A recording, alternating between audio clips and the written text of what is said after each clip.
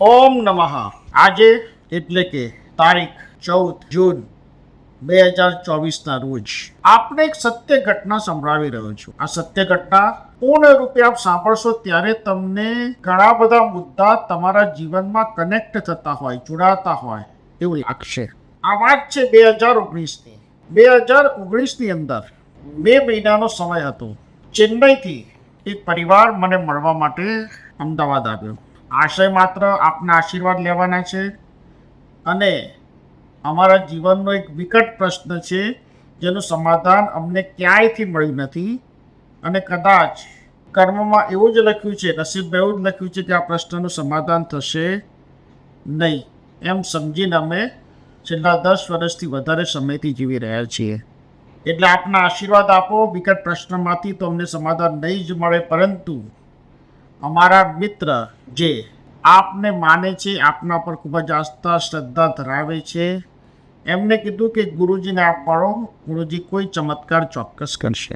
ત્યારબાદ એમને એ ભાઈએ પોતાનો પ્રશ્ન જણાવ્યો અને કહ્યું કે અમારા સંતાનોના લગ્નમાં પૂર્ણ રીતે અવરોધ આવે છે. અમારે 2 દીકરીઓ અને 1 દીકરો છે. મોટી દીકરી લગભગ 33 વર્ષની થઈ છે, બીજી એના પછીની 31 વર્ષની ને દીકરો 29 વર્ષનો. ત્રણેયમાંથી કોઈ પણ પાત્રનું લગ્ન થઈ રહ્યું નથી. અમારા સંતાનો માટે બહુ જ પ્રયત્ન કર્યો. આર્થિક સદ્ધરતા હોવા છતાં કોઈ પણ વાતનો મેળ પડતો નથી. દરેક ઉપાય પ્રયોગો અજમાવી જોયા, પરંતુ કોઈ માર્ગ, કોઈ સમાધાન મળતું નથી. એમણે મને ફરિયાદ કરી, આ પ્રશ્ન જણાવ્યો અને મને થયું કે લાવો તમારા સંતાનોના ફોટા. એમને મને ફોટા મોબાઈલમાં બતાવ્યા. ફોટા જોઈને મેં કીધું કે તમારા 3 સંતાનોની અંદર વલત્ય દોષ છે. જે દોષ તમારા સંતાનોના જીવનમાં, વિકાસમાં બાધક બની ગયો છે. મેં એમને કહ્યું કે જેના કારણે લગ્ન તો થતા જ નથી, પરંતુ ક્યાંક ને ક્યાંક આ દોષ તમારા સંતાનોના વિકાસને અવરોધે છે અને તમે કર્મના આધારે બેસી રહ્યા છો. એ ભાઈએ જણાવ્યું કે ગુરુજી, કર્મ સિવાય અમે શું વિચારીએ? અમારી પાસે કોઈ બીજો માર્ગ જ નથી. બધા જ રસ્તાઓ નિષ્ફળ નીવડ્યા છે. મેં કહ્યું એવું નથી. તમને જ્યારે એનો મૂળ પ્રોબ્લેમ, મૂળ પીડા જ્યારે આજે ખબર પડી છે, તેનો માર્ગ છે એ દોષના નિવારણ માટેનો મંત્ર. જો તમારા 3 સંતાનો રેગ્યુલર 6 મહિના સુધી એક પણ દિવસ પાડ્યા વગર મંત્રનો જાપ અને ઓમકાર ચાલીસા કરશે તો ચોક્કસ પરિણામ સારા આવશે. હું તમને એમ નથી કહેતો શ્રદ્ધાની જેમ કરો, હું તમને એમ કહું છું દવાની જેમ કરો. પતિ પત્ની એકબીજા સામે જોયું અને કહ્યું કે આપ જેમ કહો એમ ગુરુજી અમે તૈયાર છીએ. અમારા સંતાનો અમારી વાત નહીં ટાળે. મેં મંત્ર સાગરના ચમત્કારિક દરિયામાંથી ચમત્કારિક મંત્ર આ દોષના નિવારણ માટે આપ્યું. તમને વિશ્વાસ નહીં આવે, પરંતુ આ મંત્રએ એ કાર્ય કર્યું કે જે લાખો રૂપિયાના ખર્ચા કર્યા પછી પણ શક્ય ના હોય. અને આ જ એ સત્ય ઘટના છે કે જે સત્ય ઘટના આગળ તમે સાંભળશો. 3 સંતાનોએ મંત્ર ચાલુ કર્યા. મોટી દીકરી અને દીકરો બંને નિયમિત મંત્ર કરતા હતા, પરંતુ પછલી દીકરી ખૂબ નિરાશ થઈ ચૂકી હતી, હતાશ થઈ ચૂકી હતી અને ઈશ્વર પરનો વિશ્વાસ ઉઠી ગયો હતો. એને મંત્ર મા બાપને કહ્યું કે કરું છું, પણ કરતી ન હતી. ઓમકાર ચાલીસાનો પાઠ કરતી ન હતી. મોટી દીકરીના લગભગ 4થા મહિનો પત્યો હશે મંત્રના અને એક વાત ચાલુ થઈ. આ જ વાત પહેલાં પણ આવેલી હતી 4 વર્ષ પહેલાં, પરંતુ આ વાતમાં મેળ પડ્યો ન હતો. એ યુવક પણ હજી બાકી હતો લગ્ન કરવા માટે. 4 વર્ષ પહેલાં કોઈ કારણસર એ વાતમાં ના પડી હતી, પરંતુ આ વખતે બંને પરિવાર અને દીકરો અને દીકરી બંને લગ્ન માટે રેડી થઈ ગયા. એટલે છોકરાએ અને છોકરીએ બંને હા પાડી. 3-4 વખત મીટિંગ થઈ અને લગ્નમાં ગોઠવાયું. એનું લગ્ન જ્યાં નક્કી થયું એ જ પરિવારની એક દીકરી માટે આ પરિવારના એના ભક્તશ્રીના પરિવારના દીકરા માટે વાત આવી. જો 29 વર્ષનો હતો. જોયું અંદર અંદર સંયોગ કેવા ઊભા થાય છે. અને તરત દીકરાનું પણ ગોઠવાઈ ગયું.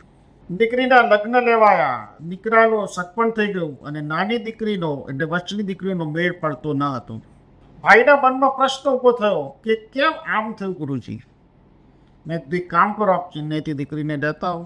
પરિવાર અમદાવાદ આવ્યા. ત્યાં સુધી વાત ફોન પર ચાલતી હતી કે ભાઈ દીકરાનું ગોઠવાઈ ગયું, ફોટો મોકલ્યો, આ છોકરી છે, છોકરી માટે જે વાત આવી હતી કે આ છોકરો છે, એમ કરતાં કરતાં મારો ને એમનો સમન્વય ચાલ્યા કરતું હતું. મારી સલાહ અને માર્ગદર્શન પ્રમાણે દિશા પર એ ચાલતા હતા. દીકરીની બી ઓરા જોઈ. વચની દીકરી જેના લગ્નની બાકી હતા, મંત્રની ઇફેક્ટ એને થઈ ન હતી.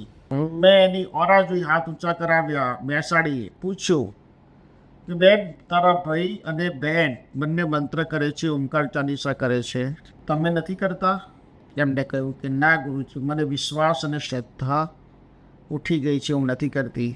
પરંતુ મોટી બહેનનું અને ભાઈનું નક્કી થયું ત્યારે મને થયું કે મારે મંત્ર કરવો જોઈતો હતો, પરંતુ મને ડર લાગતો હતો કે ઘરમાં કહું કઈ રીતે. જો ઘરમાં કહીશ તો મમ્મી પપ્પા બંને ખૂબ ગુસ્સો કરશે. એના પિતાએ તો તરત ગુસ્સો બી કર્યો મારી સામે કે તને સમજણ નથી પડતી કે આટલું ઉત્તમ મંત્ર તું કરતી ન હતી. મેં એમને શાંત પાડ્યા અને દીકરીને એક બીજો મંત્ર આપ્યો. મેં કહ્યું 3 મહિના સુધી તું નિયમિત રીતે આ મંત્ર કરજે, અટકાવ જ્યાં છે, બાધા જ્યાં છે ત્યાંથી નીકળી જશે. અને મંત્ર કર્યો. 3 મહિનામાં વચની દીકરીનો સગપણ પણ ગોઠવાઈ ગયો. મંત્ર તમે જાણવા ઉત્સુક હશો જ, અને આથી મેં મંત્ર સાગરમાંથી ચમત્કારિક મંત્રોની ઘટનાઓનો ઓડિયો વિડીયો બનાવતો રહીશ, જેથી કરીને આપને નવા મંત્રો આપના સુધી પહોંચે. ઘણી વખત એવું બને છે કે જ્યારે તમે જન્મપત્રિકા કોઈને બતાવો ત્યારે કોઈ તમને એમ કહે તમારું પોતાનું ભવિષ્ય સારું છે, લગ્નના યોગ સારા છે, પણ છતાં થતું નથી. ત્યારે તમને પ્રશ્ન થાય કે કેમ થતું નથી? ત્યારે પ્રશ્ન થાય કે ગ્રહો જો સારા છે, બધું જ સારું છે, તો થતું કેમ નથી? કારણ એ હોય છે કે જ્યારે જન્મપત્રિકાનું સર્જન થયું, જ્યારે ફળકથનનું સર્જન થયું, જ્યારે નિર્માણ પામી જન્મપત્રિકાનું અસ્તિત્વ આવ્યું, જ્યોતિષશાસ્ત્રનું અસ્તિત્વ આવ્યું, તે વખતે વરાશાસ્ત્ર ઉપર કોઈ અભ્યાસ ઊંડો અને ડીપ અને ગહન થતો ન હતો. વરાશાસ્ત્ર એ શાસ્ત્ર જ્યોતિષશાસ્ત્ર પહેલાંનું છે, છતાં પણ જ્યોતિષશાસ્ત્ર પ્રમાણે જ્યારે તમે પસંદગીના ધોરણે જાઓ, તમને સમજાવો, તમારા નસીબમાં લખી છે ગાડી, પણ ગાડી તમે એવી જીદ કરો કે મારે 50-60 લાખની મર્સિડીસ જ લેવી છે, 12-15 લાખની ગાડી લેવી નથી, તો એ તમારું પસંદગીનું ધોરણ થયું. 15 લાખની ગાડી ખરીદવા માટે તમે સક્ષમ બન્યા ને ગાડી ખરીદી લેવી જોઈએ. મર્સિડીસ જ્યારે આવવાની હશે ત્યારે આવશે.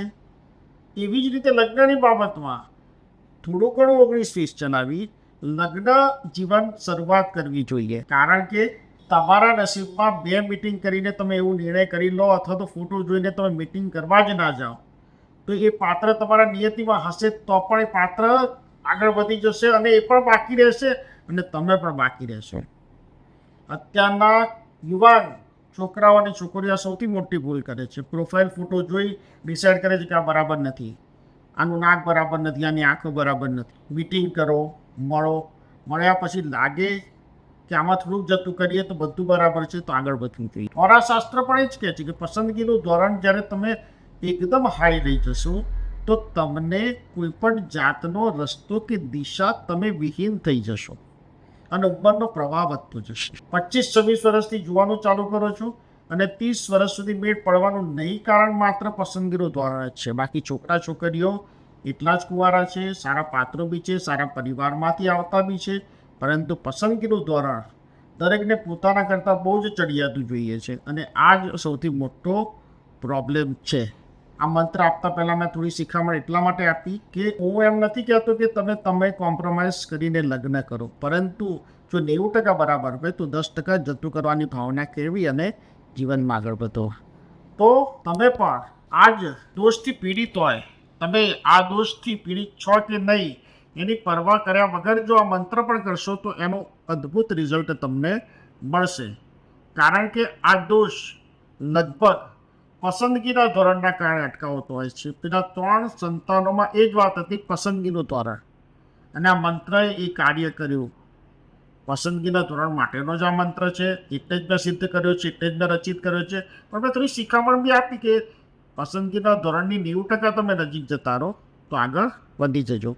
મંત્ર છે ઓમ વલમ્ય વલમ્ય કાર્યતા નમઃ, ઓમ વલમ્ય વલમ્ય કાર્યતા નમઃ, ઓમ વલમ્ય વલમ્ય કાર્યતા નમઃ, જે મંત્ર તમને સ્ક્રીન ઉપર દેખાતો હશે. આ મંત્ર 3 વખત કરી ઓમ શાંતિ શાંતિ વિશ્વમાન કુરુ કુરુ વામ સ્વાહા, ઓમ શાંતિ શાંતિ વિશ્વમાન કુરુ કુરુ વામ સ્વાહા, ઓમ શાંતિ શાંતિ વિશ્વમાન કુરુ કુરુ વામ સ્વાહા મંત્ર 27 વખત કરી ઓમકાર ચાલીસાનો પાઠ કરો. ઓમકાર ચાલીસા ઓમકાર સંપ્રદાય શક્તિપીઠ આશ્રમ ઉપરથી નિઃશુલ્ક મળી જશે. તમારે ખાલી ફોન કરી આપનું એડ્રેસ જણાવવાનું રહેશે, જેની પાસે ઓમકાર ચાલીસા ના હોય. આ સત્ય ઘટના ઉપરથી જો પસંદગીનું પાત્ર માટે પ્રયત્ન કરતા હોય તો આ મંત્રનો ઉપયોગ કરજો, અદ્ભુત પરિણામ આવશે. મંત્ર કરવાનો સમય ખાસ જાણી લેજો.